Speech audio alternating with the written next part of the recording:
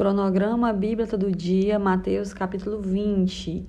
Isso quer dizer que nós já estamos quase finalizando o primeiro evangelho, né? O evangelho segundo escreveu Mateus.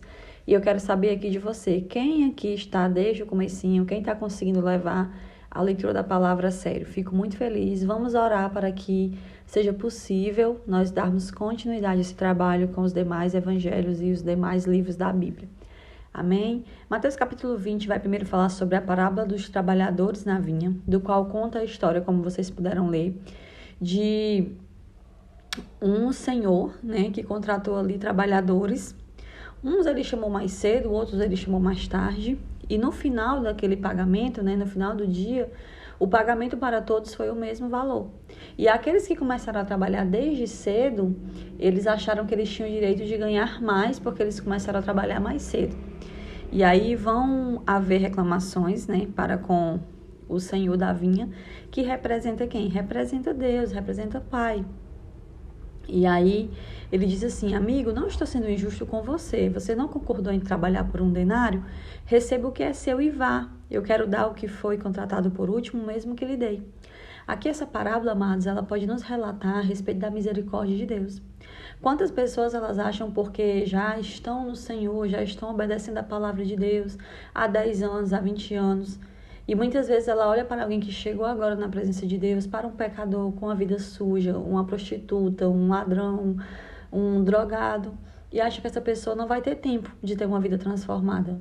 E tem. Se essa pessoa se arrepender, Deus quer salvar, Deus tem misericórdia. Então, assim, o Senhor diz: eu terei misericórdia de quem eu quiser ter misericórdia.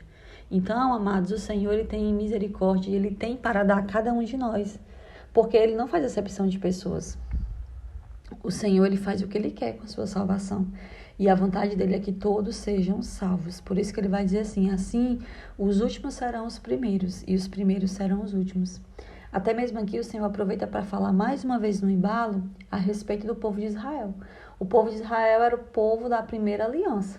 E muitos ali não entraram. Por quê? Porque não reconheceram Cristo como o único e suficiente Salvador de suas vidas. Já os gentios, que eu expliquei para vocês, que é todo o povo que não faz parte da nação de Israel, aos olhos do povo israelita, do povo judeu, não tinha como ser salvo, mas ali, através de Jesus, o Senhor estava salvando todos, não mais agora somente o povo de Israel, mas a todos os quantos estivessem com ele. Depois o Senhor vai falar sobre a sua morte e sua ressurreição. Sempre Jesus estava conversando ali, falando com seus discípulos em particular, a respeito da necessidade de passar por tudo que ele tinha que passar. Por quê? Porque os discípulos não estavam também entendendo. Os discípulos esperavam que o Senhor fosse estabelecer um reinado terreno. E ele mesmo falou que o reinado dele não era desse mundo. Isso fica confirmado aqui a partir do versículo 20, quando vem o pedido de uma mãe, né? Que a mãe dos filhos de Zebedeu, que são João e Tiago, discípulos de Jesus, ela vem pedir: Senhor, deixa eu ver onde é que está aqui. 21.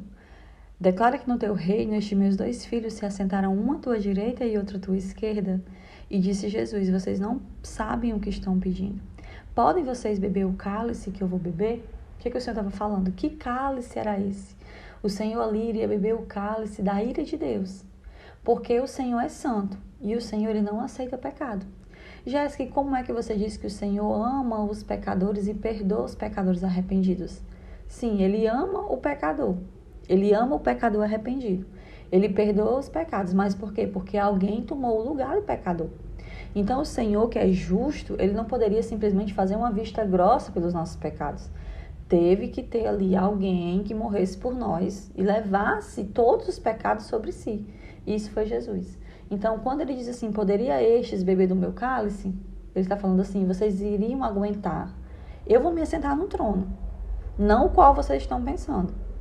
Mas poderia vocês beber do cálice que eu estou bebendo? Porque eu vou passar por muitas coisas difíceis para poder me assentar nesse trono. Né? Então, o Senhor estava falando ali quando ele fala de cálice, ele fala da ira de Deus que iria cair sobre ele. Porque Deus, ele se levanta com ira contra o pecado. Amém? E aí ele vai dizer assim: certamente vocês beberão do meu cálice. Por quê? Porque através do sacrifício de Jesus, eles teriam vida, eles teriam salvação, mas não porque eles iriam para a cruz, não porque eles próprios iam pagar pelos seus pecados, mas o próprio Jesus queria fazer expropriação pelos pecados de Tiago, de João, do meu, do seu, de qualquer um de nós que estamos em Jesus. E é interessante que no versículo 24, nós podemos criticar a mãe, né, de Tiago e João, mas quando nós lemos no versículo 24, diz assim: quando os outros 10 ouviram isso, ficaram indignados com os 2 irmãos. Ou seja, isso quer dizer que aquela mãe tomou a frente dos 2, né, dos outros 10, na verdade. Mas isso não quer dizer que também essa vontade de se assentar no trono com o Senhor também não estivesse no coração dos outros, dos demais. Então, isso fica claro que todos os discípulos ali tinham um entendimento errado sobre o que estava para acontecer, sobre como que o Senhor estabeleceria esse reino, não terreno, mas um trono celestial, um trono de salvação, não libertar o povo do jugo romano, de qualquer outro jugo, mas do jugo do pecado, né, do inferno de Satanás. E assim ele vai dizer que as pessoas, a partir do versículo 25, o Senhor vai dar uma lição aqui para os seus discípulos e para nós. Que as pessoas, elas ficam brigando por poder, né? Que existem aqueles que estão lá em cima, aqueles que estão lá embaixo, um que exerce cargos mais importantes do que os outros. Mas ele diz no versículo 26, não será assim entre vocês. Pelo contrário, quem quiser tornar-se importante entre vocês deverá ser servo. E quem quiser ser o primeiro deverá ser escravo. Como o filho do homem, que não veio para ser servido, mas para servir e dar sua vida em resgate por muitos. Jesus era um exemplo vivo para os seus discípulos e é hoje para nós. Que nós não devemos ansiar, nós não devemos buscar ser importante nessa terra, ser melhor do que os outros, buscar estar em cargos, né, superiores. Isso não deve ocupar o nosso coração, porque aqui maior é o que serve, né? O Senhor, ele se agrada do que serve. O próprio Filho de Deus, ele veio para tomar uma posição.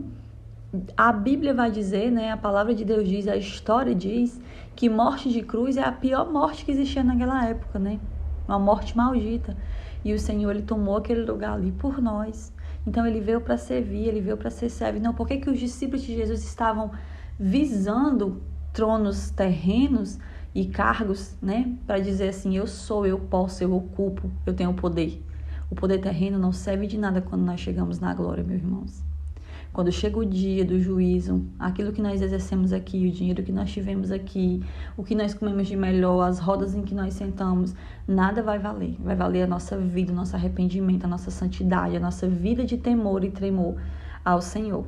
Amém? E para finalizar, nós vamos ver sobre 2 cegos que recuperam a visão, mais o milagre do Senhor. Essa é a passagem de hoje. Que Deus te abençoe e até amanhã, se Deus quiser.